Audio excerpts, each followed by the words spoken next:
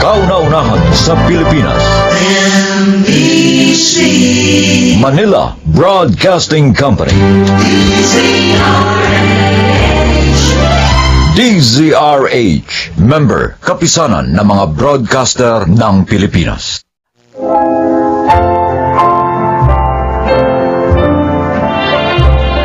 Magandang araw po mga kaibigan. Maririnig natin ang kwento ng buhay ng isang binatang itinuturing ang kanyang buhay ngayon bilang second life at kung ano ang natutuhan niya sa kanyang near-death experience. Siya ay si Danding.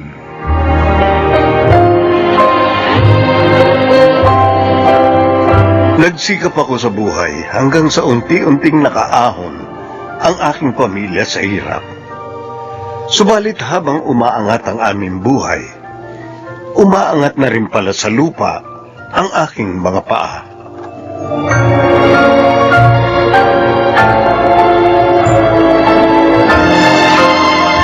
Oh, kaya na bahala mag-ayos niyan ha. Babalik pa ako sa opisina. Mag-o-overtime ako. Totoo ba ito nakikita ko? Pwede na yata tayo magtayo ng sari-sari store ni Tunay, ah. Nay, Sandy, saran niyo naman ang bibig niyo. Baka mapasukan na yan ng langaw.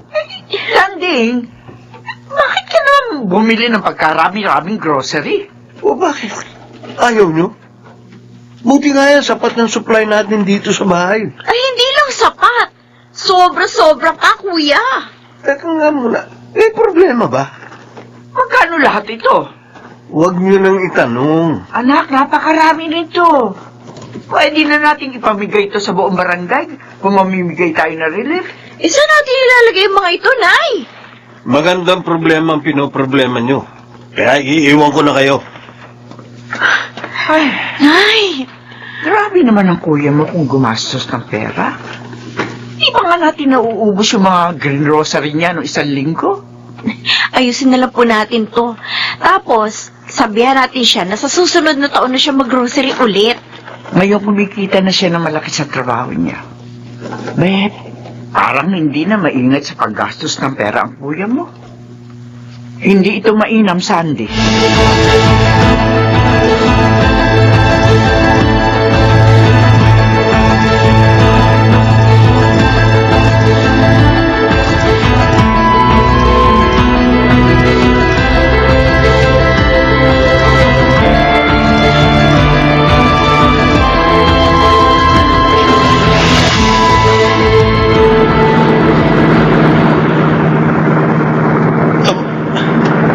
Kinat ako ng kotse na to. Yabang driver nito. Ang lit-lit na sasakyan niya kumpara rito sa sasakyan ko. Ay, buti pa, overtake ko. Pare. Baka pwedeng bagalan mo lang ang pagpapatakbo kasi mukhang nahihilo na si Chari eh. Chari, kaya mo pa ba? Nasuro ko eh. Oo, kitam. Sa totoo lang, pinipigilan ko lang. Ang hihinaan niyo naman eh. Ano ba? Meeting lang naman yung pupuntahan natin, Dandy. Tsaka hindi pa naman tayo late. Bakit? Paano kung nakikipagkarera? Ang yayabang kasi nitong mga driver na to eh. Kung maka-overtake sa akin, kala mo sarili nila ang Baka daan. naman pare, may emergency sila eh. Bagalan mo lang. Mukhang biyaheng langit ng andar mo eh. Mabuti ka kung sa langit tayo makakarating. Eh, paano kung sa bilangguan?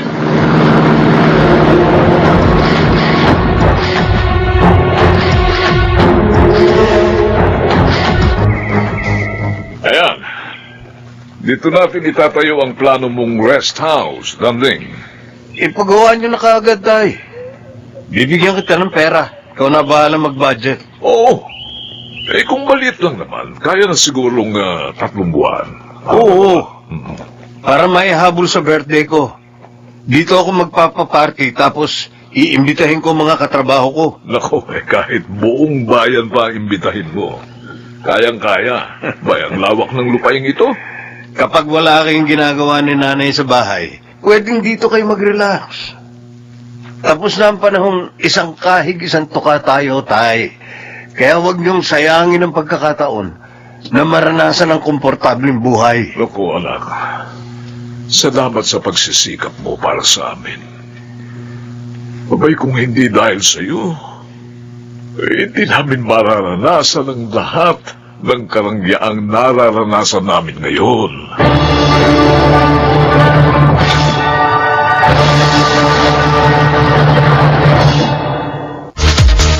Grabe, Denver. Magkano kayang ginastos ni Danding sa pag-organize ng birthday party niya na to? Ang daming bisita, ang daming pagkain, ang daming alak. Ang taas ng sweldo niya eh. May mga natatanggap pa sa komisyon. Pareha lang ito sa kanya. Minsan na naisip ko, palibasa nasa finance office ako, no? Mukhang nag-overspending na siya. O kung hindi man overspending, nagwawalda siya ng pera. Pansin mo ba? Madalas sa mga mamahalin siyang restaurant kumakain. Ang isang meal halos 1,000. Hindi niya rin kasi naranasan ng mga ito ng kabataan niya. Kasi may hirap pa sila sa daga. Ito sa bagay. Sorry, Denver. No, Danding. Ay. Sorry, may kwarto sa loob. Pwede ka matulog doon kung hindi ka na makakauwi. Si Denver naman, hindi matutulog to eh, kasi magiinuman kami rito. Okay lang ako, Danding. Huwag mo kong alalahanin. Kumusta ang bahay bakasyonan ko? Maganda ba? Wala akong masabi, pare. Dugot pawis ko to. Baka sa susunod, mapagawan ko na ito ng swimming pool. Wow. Di na talaga mapipigilan yung pag-asenso mo, no? Sana, kahit napakayaman mo na, hindi mo pa rin kami makalimutan. Danding, anak, bigyan mo naman ng konsiderasyon ang iyo mo, ha? Walang-wala sila ngayon. Tay, sanda lang ang usapan. Ngayon, dapat nilang tubusin ang palayang isinangla nila sa atin. May nangyari ngang hindi inaasahan sa tiyo mo. Kaya hindi pa nila maaaring tubusin yung lupa. O edi, ibenta na lang nila sa atin. Kaya ko naman bilhin yun eh. Dadagdagan ko na lang yung binigay ko sa kanila nung isinanla nila sa akin nung isang buwan. Tanding naman. Ano bang ibang tao sa yung tiyo mo? Konting konsiderasyon naman sana. Nay, pera ang pinag-uusapan dito. Kaya nga eh. O bakit? Nauubos na ba yung pera mo? Hindi pa naman natin kailangan ng pera, hindi ba? Nasasabi niyo yan dahil hindi kayong nagkakandakuba para maghanap buhay. Danding, huwag mo pagsasabihan ng ganyan ng nanay mo.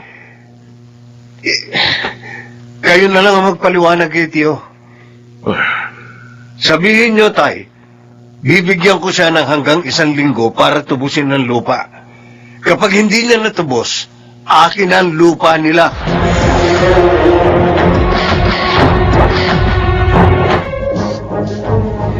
Sorry naman.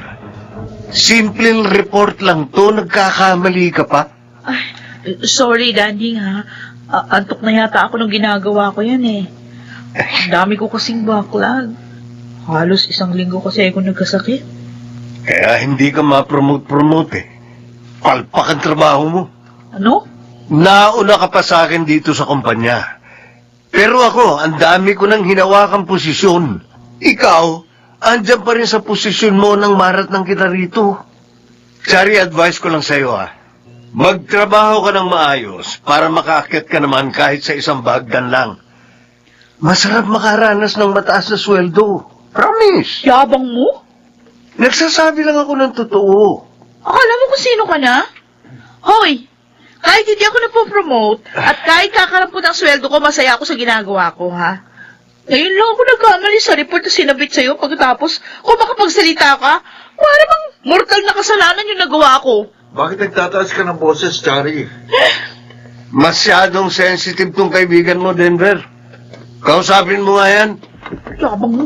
Hoy! Landing! Chari, tama na. Ay, ang yabang na walang yan yun eh. Akala mo, kung sino siya na may-ari ng kumpanya? Makikita niya. Makikita niya!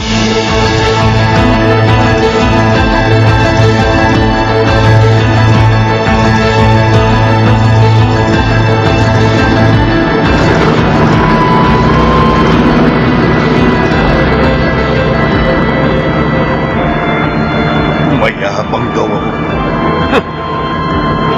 Palibasa naiingit siya dahil ang layo na nung narating ko kumpara sa kanya. Well, bakit ako binubusinahan nito? Balak mo mag-overtake, ha? Pahaharutin ko sa sasakyan ko. Tignan natin kung makahabol ka sa akin. May papalabas ang truck sa kanan ko. Mababangga niya ako!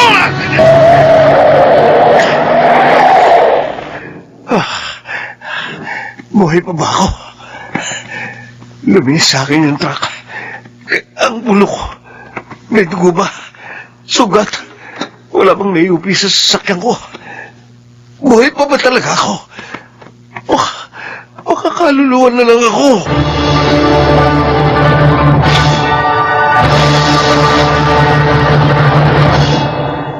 Kuya? Ang aga mo naman umuwi.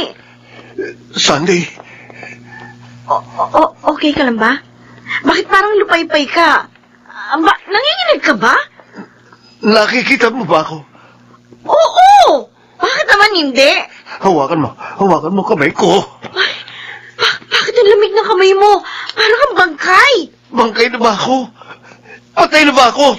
Kuya! Ano bang nangyayari sa'yo? Sunday, buhay ba ako? Oo, buhay ka! Kuya! Kuya, ano ba talaga nangyayari sa'yo? Nay! Nay, si Kuya!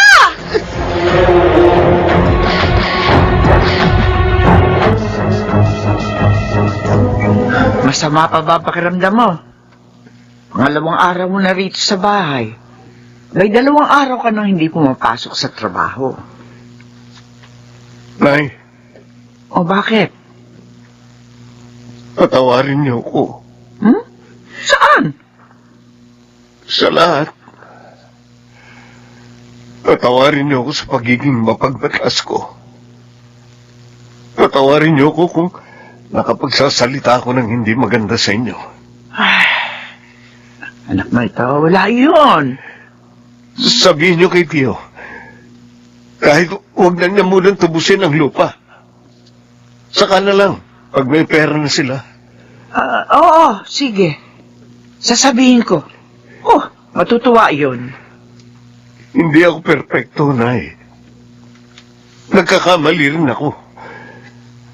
Sana sabihan niyo ako kapag sumusobra na ako. Kapag nagiging labis na ang pag-uugali ko. Oo naman. Salamat, Nay. Salamat sa pag-unawa mo sa akin.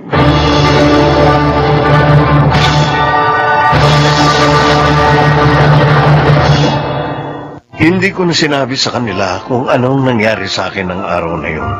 Pero hanggang ngayon, 2 taon na ang nakararaan, tandang-tanda ko pa rin ang pangyayari. Kung hindi sa kamay ng Panginoon, baka matagal na akong nailibing. Ako si Dandy, at ito ang aking buhay. Saan man tayo dalhin ang ating mga paa, sa ibaba man o sa itaas, manatili sana tayong mapagpakumbaba. Mga nagsiganap, Susan Robles, Jun Ligaspi, Phil Cruz, Rosana Villegas, Chiquit del Carmen Amor, at Linel Benamin sa papel na Danding. Naglapat ng angkop na tunog Jerry Mutiang, sa musika Buboy Salonga, supervisyong teknikal Eric Lucero at Bong Muyar, creative consultant Phil Cruz, production assistant Anching Cruz. Ito'y mula sa panulat ni Rita Labano, sa direksyon June Martin Ligaspi at Maynard Landicho Jr. Ito ang aking buhay.